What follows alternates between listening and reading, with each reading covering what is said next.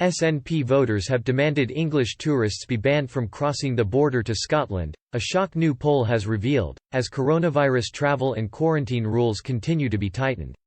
A YouGov poll of 1,134 Scottish people found more than half, 54%, of SNP voters don't want English tourists to be able to cross the border. This compares with just over a third, 37%, of Scottish Labour supporters and 19% of those who voted for the Scottish Conservatives in last December's general election.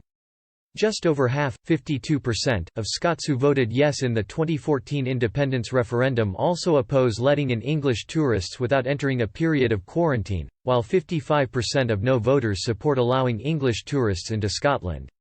Overall, 47% of people quizzed in the poll supported English tourists being able to enter the country without a period of isolation.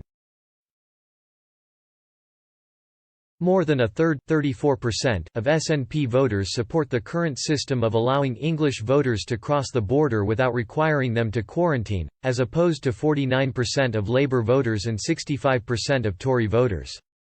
The poll was carried out as Scottish independence supporters stepped up their campaign for the country to split from the rest of the UK, with a protest at the border demanding people from England be banned from entering or to impose a mandatory quarantine period.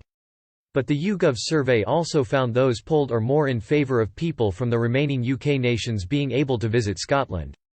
Just over a quarter, 29%, are against people coming from Wales, with that figure dropping slightly to 28% for those visiting from Northern Ireland.